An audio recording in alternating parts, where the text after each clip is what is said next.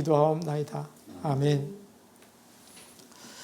오늘 저희는 사도행전 18장 24절에서 28절 말씀, 제목은 겸손히 말씀을 배우라, 그런 제목을 가지고 은혜를 나누려고 합니다.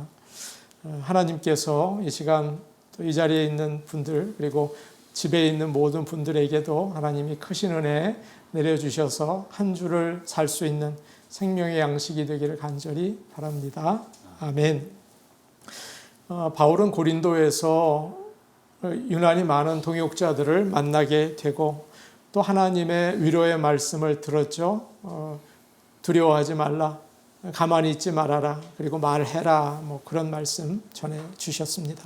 힘을 얻어서 1년 반 동안 고린도에서 복음을 전하였죠. 그리고 많은 사람들이 예수를 믿고 교회가 세워지는 그런 참 감격적인 그런 사역을 하게 되었습니다. 18장에서 바울은 이제 2차 전도 여행을 모두 마치고 선교를 시작했던 수리아 안디옥 교회로 돌아가게 됩니다. 이것이 이제 18장의 내용이죠. 돌아가는 길에 바울은 브리스길라와 아굴라 부부와 함께 배를 타고 지중해를 가로질러서 아시아의 수도라고 하는 에베소에 들르게 됩니다. 그곳에서 전에 그렇게 복음을 전하고 싶었던 바로 그곳인데 성령님께서 막으신 그런 곳이었죠. 바울은 아굴라 부부를 그곳에 머물러 있게 합니다. 그리고 앞으로 선교할 수 있는 어떤 기초를 마련하게 하죠. 그래서 에베소는 나중에 3차 전도 여행 때 아주 중요한 중심지가 되는 것이죠. 바울은 이제 혼자 배를 타고 아굴라 부부를 남겨두고 이제 자신은 에베소를 떠나서 예루살렘 교회를 들른 다음에 이제 안디옥 교회로 돌아가게 되죠. 그래서 3년에 걸쳐 이루어진 2차 전도 여행이 완전히 이제 끝이 나게 됩니다. 오늘 말씀은 바울이 에베소를 떠난 다음에 에베소에서 어떤 일이 이루어졌는지 그것을 이야기하고 있습니다. 브리스길라와 아굴라 부부는 비즈니스를 고린도에서 오픈을 했잖아요. 그런데 이것을 에베소로 옮겼는지도 모르겠습니다. 아마 고린도에 있는 가게에는 매니저에게 맡겨두고 에베소에 새로운 브랜치를 냈는지도 모르겠어요. 여하튼 비즈니스를 옮긴 것 같습니다. 그들은 자기들의 비즈니스보다 하나님의 일을 중심으로 움직이는 것을 알 수 있죠. 그의 비즈니스는 하나님의 일을 위한 것이었기 때문입니다. 성경은 이 부부를 말할 때 주로 와이프 이름을 먼저 쓰고 있죠. 브리스길라와 아굴라, 그렇게 자주 이야기를 합니다. 그 이유는 아내가 남편보다 더 부지런하고 활동적이었기 때문인 것 같아요. 믿음의 부부 가운데 한쪽이 뜨거운데 다른 쪽이 미지근하면 참 어렵죠. 아내는 은혜를 받아서 열심히 섬기려고 하는데 남편은 괜히 시비를 걸어서 어렵게 만들 때가 있죠. 아내가 교회에서 예배를 드리거나 또 봉사를 하게 되면 남편은 집에서 화를 내고 왜 이렇게 안 오는가 그렇게 하고 어렵게 만들죠. 반대일 때도 있어요. 반대일 때도 있습니다. 그러면 어떻게 마음 놓고 신앙생활을 할 수 있나요? 굉장히 불편하죠. 그러나 아굴라 부부는 아주 서로 조화를 잘 이루어서 신앙생활을 했습니다. 아내가 남편을 무시하지 않고 잘 리드를 하는 거예요. 그러면 남편은 아내 하는 일을 열심히 뒤에서 이렇게 도와주었죠. 아주 좋은 신앙생활의 모범이라고 생각이 됩니다. 저와 여러분, 우리 모두가 이런 아름다운 가정 신앙생활이 될 수 있기를 간절히 원합니다. 어느 유명한 여자 아나운서가 의사인 청년을 중매로 만났습니다. 다 좋은데 한 가지 문제는 교회에 안 다닌 것이 이게 흠이었죠. 교회를 다니지 않으면 결혼하지 않겠다, 그렇게 여자가 이야기를 하니까 남자가 교회를 다니겠다, 그렇게 약속을 했습니다. 그런데 이 여자 아나운서는 두고두고 그 말을 후회를 했어요. 예수님을 믿으면 결혼하겠다 그렇게 얘기했어야 하는데 교회를 다니면 결혼하겠다 그렇게 조건을 내건 것이 너무도 마음이 좀 힘들었습니다. 그렇기 때문에 결혼한 다음에 남편은 교회에 나오는 거예요. 약속을 지키는 거죠. 나와서 조는 거예요. 계속 잠을 잤어요. 그러니까 아내가 마음이 굉장히 이렇게 안 좋고 그것 때문에 계속 남편에게 불평을 하게 되었습니다. 아내의 얼굴이 점점 어두워져 갔죠. 남편은 남편대로 이게 쉽지 않았다고요. 결국 아내는 남편이 진짜 예수님을 믿지 않는다면 교회에 나오는 게 이게 무슨 의미가 있나?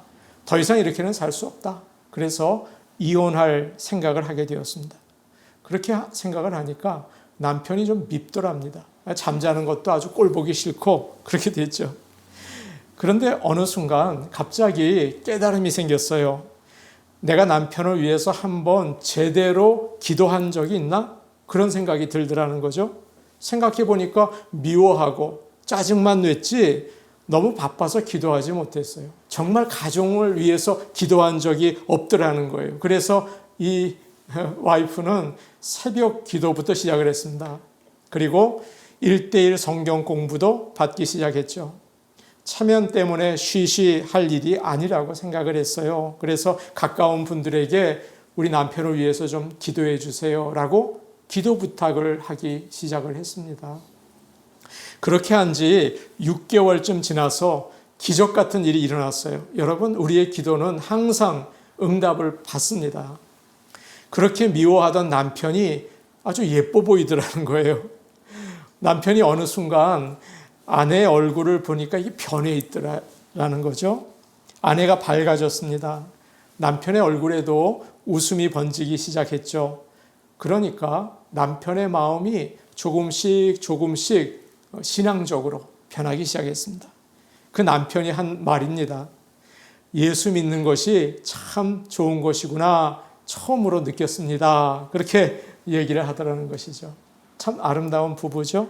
함께 하나님을 섬길 수 있는 것, 그것은 여러분 너무나 큰 축복이고 행복이고 하나님의 은혜인 것을 아시기를 바랍니다. 부부가 믿음으로 하나가 되어서 하나님의 일을 하는 것은 정말 큰 행복이죠. 하나님께 은혜를 받고 온 가정이 구원을 얻게 되는 것이죠. 우리 모든 가정이 주님 안에 있으면서 이런 귀한 은혜를 누릴 수 있기를 간절히 축복합니다. 아멘. 24절을 보시면 알렉산드리아에서 태어난 아볼로는 그 유대인이었어요. 그런데 그는 에베소로 오게 되었습니다. 그는 말을 잘하고 성경을 잘 아는 사람이라고 되어 있죠. 알렉산드리아는 아프리카 북부에 있는 이집트 지중해 연안에 있는 도시입니다. 지금도 거기에 있죠. 로마 제국에서는 로마 다음으로 큰 도시였습니다. 지난번 아테네에 대해서 이야기를 드리면서 그 도시에는 좋은 학자들이 많고 또 학교들이 많아서 자녀들을 잘 교육시키려는 부모들이 아이들을 키워서 그곳으로 유학을 보낼 정도였다. 그렇게 말씀을 드린 적이 있죠. 그런데 알렉산드리아는 학문에 있어서는 정말 이 아테네의 라이벌이었습니다. 훌륭한 철학자들이 많고 학교들이 많고 특별히 세계에서 가장 큰 알렉산드리아 도서관이 있었죠. 대단히 학문적인 그런 도시였습니다.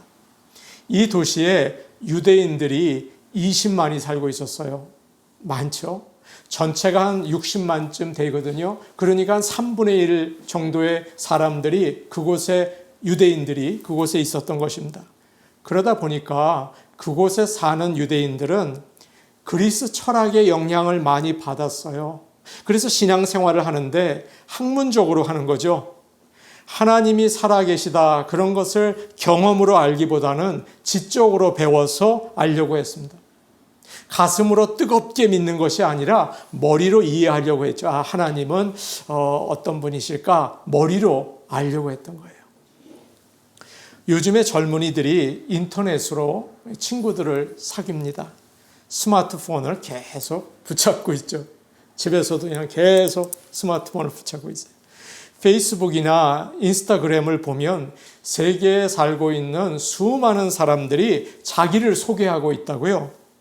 어디에 살고 있고, 무엇을 좋아하고 있고, 어떤 직장에 있고, 또 어느 학교를 내가 다녔는지, 자기가 어떻게 사는지, 심지어는 매 시간 뭘 하는지 계속 글과 영상을 그곳에 올려놓는다고요. 그래서 언제든지 인터넷으로 사람을 만나고 있죠. 그래서 젊은이들은 계속 새로운 사람을 만나고 찾고 그럽니다. 그렇기 때문에 이제 사람들은 직접 만나서 차를 마시고 웃고 어떻게 지내십니까? 악수하고 그러지 않는다고요.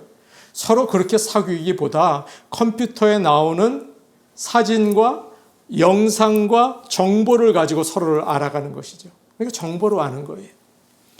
우리는 하나님을 어떻게 알고 있습니까? 여러분은 하나님을 어떻게 알고 계십니까? 성령의 역사하심을 통해서 하나님과 직접 만나고 계십니까? 아니면 마치 컴퓨터에서 만나는 친구처럼 정보를 가지고 그림을 가지고 그런 여러 가지를 가지고 하나님을 알고 있습니까? 아니면 늘 나와 함께 하시는 구세주로 나와 같이 하는 주님으로 믿고 계십니까? 사랑하는 여러분, 예배드리는 가운데 또 기도하는 가운데 말씀을 읽는 가운데 임재하시는 성령님을 통해서 살아계신 하나님을 만나시는 저와 여러분이 되기를 간절히 축복합니다. 정보로 만나는 게 아니죠. 직접 만나셔야죠. 이 예배 가운데 성령님을 통하여 이 시간 나를 만나주시는 하나님 만나 주옵소서. 그런 역사가 있기를 간절히 원합니다. 아멘.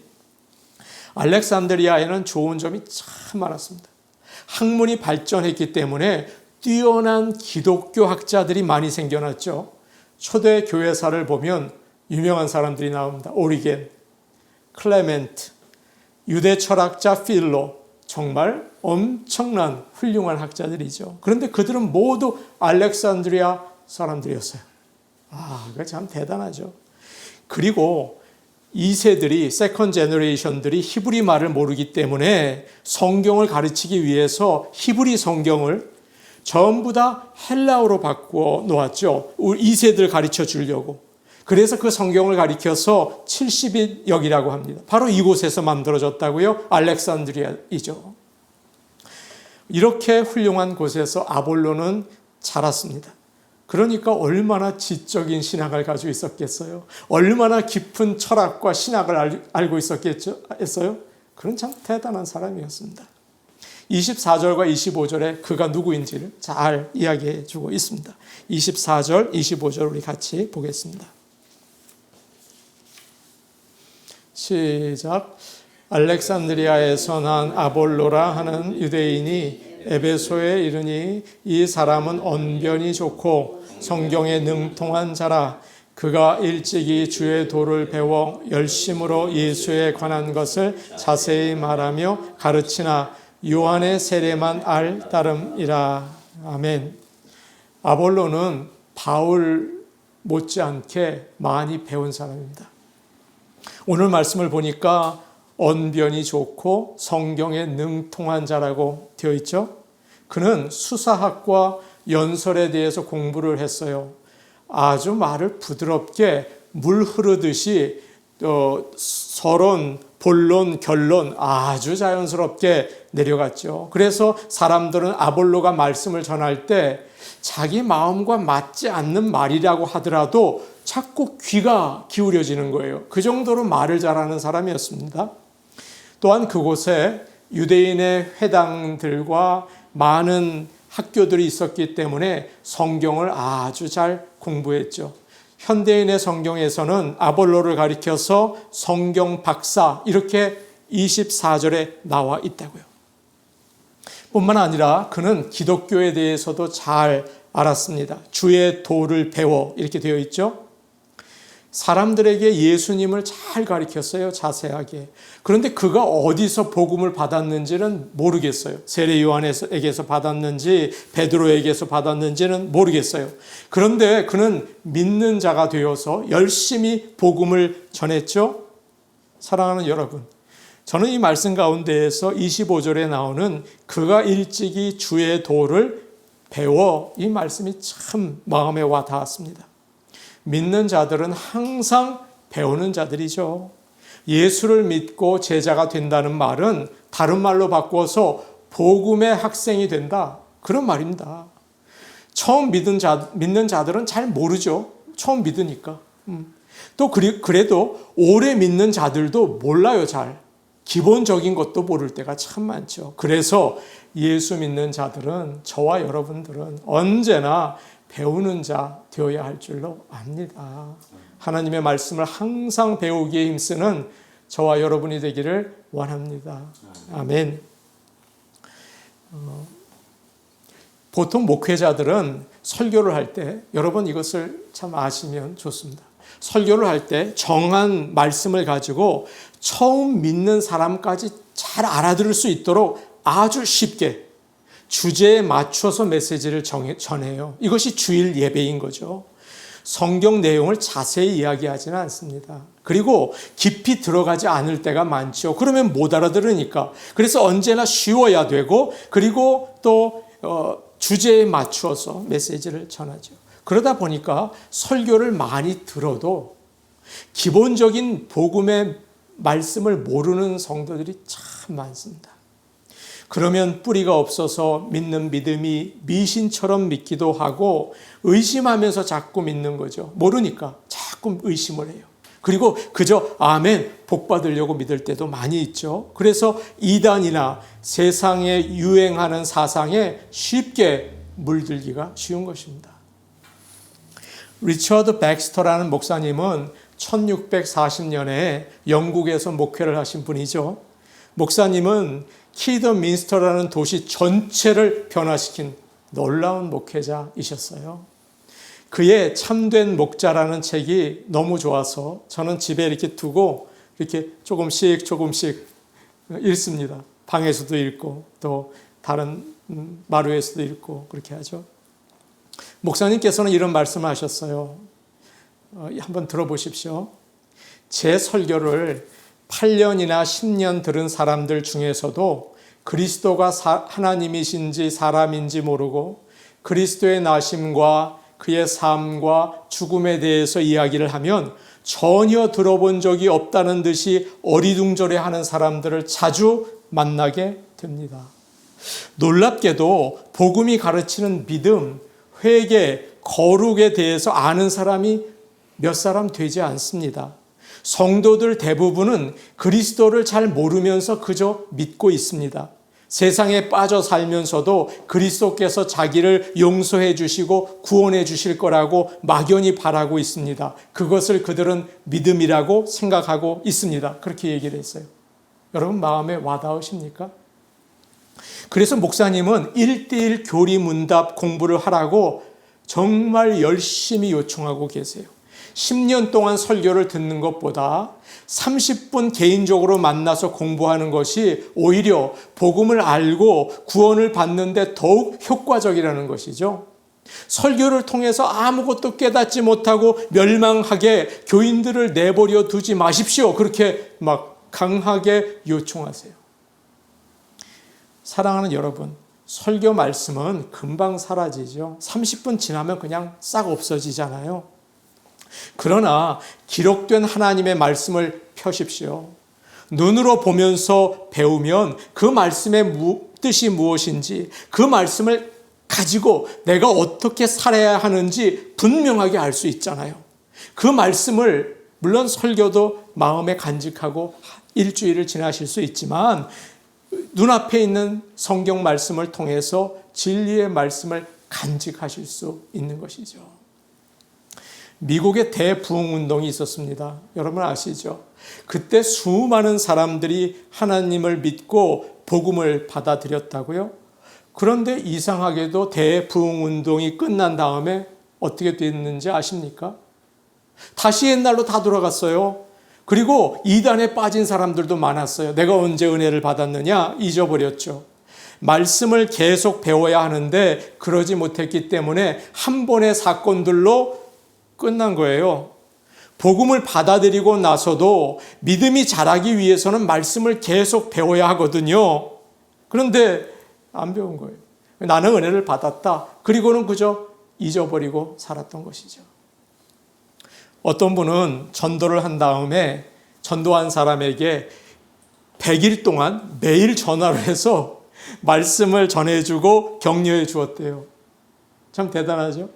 외국에 출장을 가도 전화를 했답니다. 그랬더니 그분이 이제 됐다고, 나 이제 많이 자랐다고 그렇게 얘기를 하더라는 거예요. 여러분, 우리는 아볼로같이 성경 박사는 못 되더라도 성경을 모르는 자는 되지 말아야 할 줄 압니다.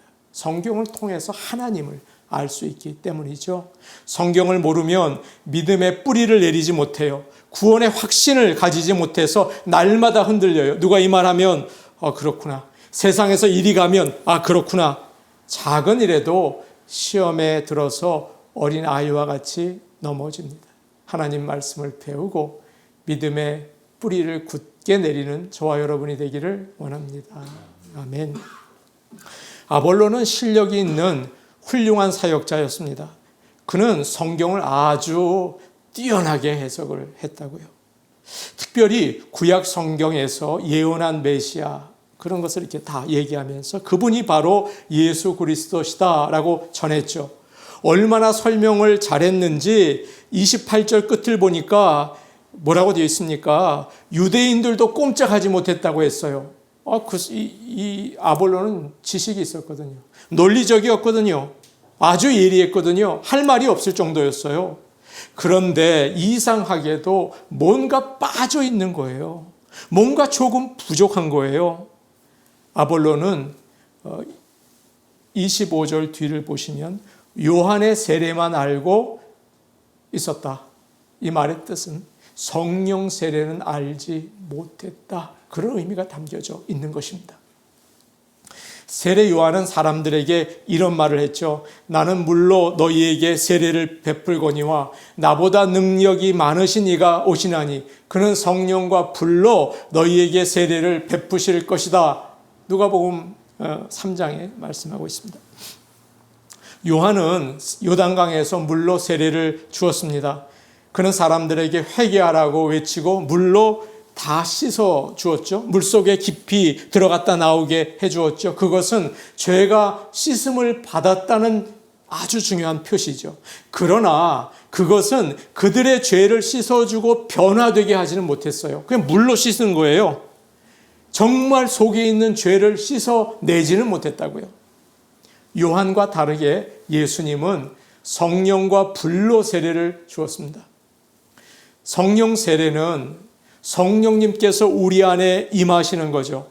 성령님께서 우리 안에서 역사하시는 거죠. 그래서 우리 안에 더러운 죄를 태우시고 마음을 변화시키는 것입니다. 그리고 예수님을 나의 주로 받아들이고 믿게 만들어 주시죠. 목회자가 복음을 전하고 물로 세례를 줄 수 있어요. 그러나 그것은 겉으로만 하는 거잖아요. 겉으로 눈에만 보이는 거잖아요. 오직 성령님께서 우리 마음에 역사하실 때 회개하고 십자가의 사랑을 깨닫고 부활을 믿게 되는 줄로 믿습니다.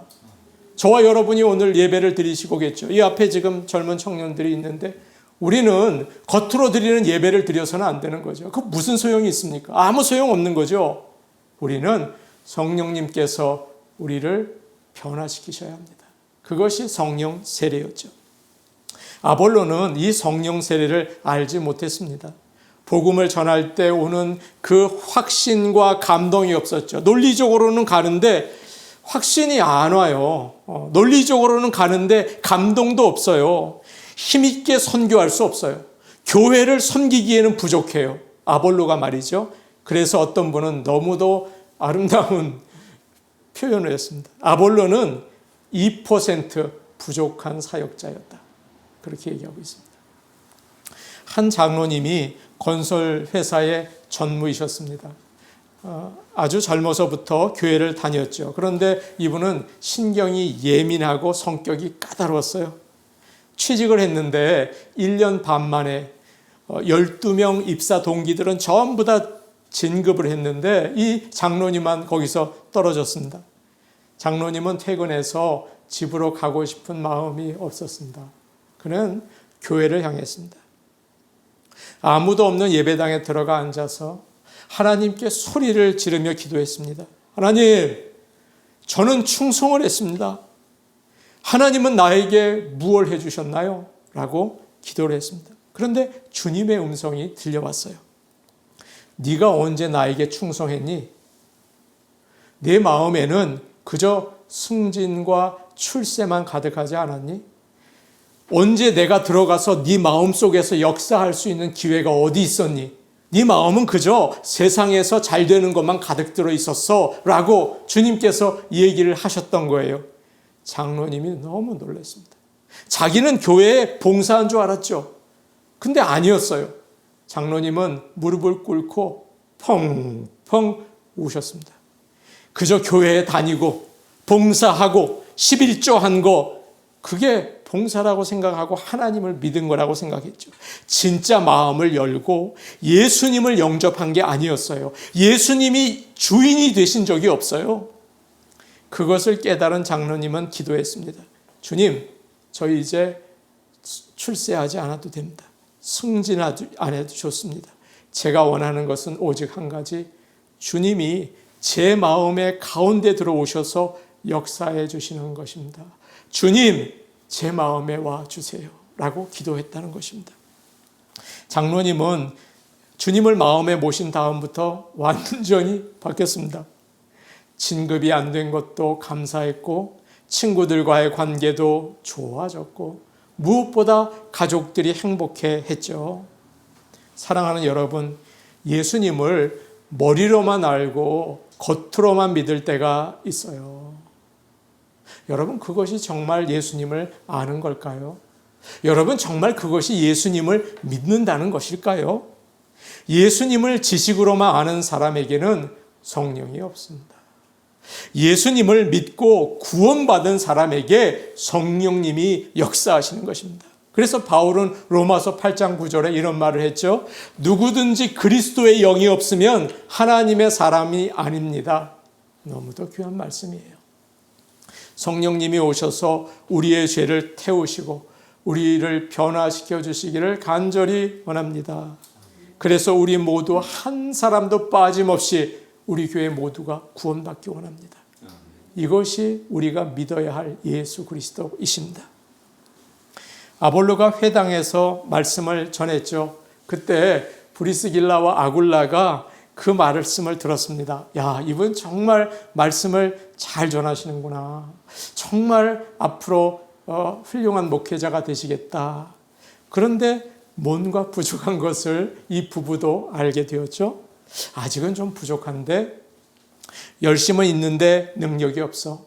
많이 배운 건 같은데 저 사람 복음이 뭔지 몰라. 그러면서 뒤에서 수군덕 저거 좀 우리 아볼로 전도자 좀 부족해 라고 얘기할 수 있었겠죠. 그러나 이 부부는 저 아볼로 전도자님을 귀하게 세워드려야겠다, 그런 마음으로 도와줍니다. 이 부부는 참 지혜로워요. 아볼로가 사람들 앞에서 부끄럽지 않도록 조용히 자기들의 집으로 초대를 했죠. 아마 식사를 대접했을 것 같습니다. 그리고 하나님의 말씀을 더 자세하게 설명해 드렸어요. 아마 그들이 체험한 성령 세례에 대해서 알려주었을 것 같아요. 더 놀라운 사실은 아볼로가 참 겸손했다는 것입니다. 그는 큰 학자 아닙니까? 그리고 성경 박사 아닙니까? 브리스길라와 아굴라는 천막을 만드는 사람들이잖아요. 제대로 배운 적이 없죠. 우습게 보이지 않겠어요? 그러나 아굴라는 열린 마음을 가지고 그들의 이야기를 잘 들어줍니다. 자신이 부족한 것을 받아들이고 믿음의 선배이고 체험의 신앙을 가진 브리스길라와 아굴라에게 겸손하게 배웠습니다. 참 놀랍죠? 믿음의 선배였고 체험의 신앙을 가진 이 부부에게 배웁니다. 그때 이 짧은 만남을 통해서 영적으로 더 크게 성장하고 귀하게 쓰임을 받게 되는 거죠. 그래서 27절을 보면 그가 유럽 아가야 지방으로 가서 새로 믿게 된 사람들에게 더 힘있게 복음을 전하게 되죠. 우리는 항상 내 자신이 어리석고 부족한 것을 알고 영적인 성장을 위해서 잘 배워야 할 줄로 압니다. 내가 2% 부족한 자라는 사실을 깨닫고 내 자신을 부인하고 더 높고 깊은 하나님의 가르침을 받는 저와 여러분이 되시기를 간절히 바랍니다. 아멘. 여러분이 잘 아실 거라고 생각이 되는데 네덜란드의 수상이었고 또 여기 한번 보세요. 27절 같이 한번 봅시다. 27절. 예. 27절 봅시다. 성경 27절 같이 봅시다.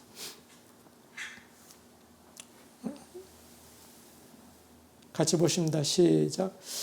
아볼로가 아가야로 건너가고자 하므로 형제들이 그를 격려하며 제자들에게 편지를 써 영접하라 하였더니 그가 감에 은혜로 말미암아 믿은 자들에게 많은 유익을 주니.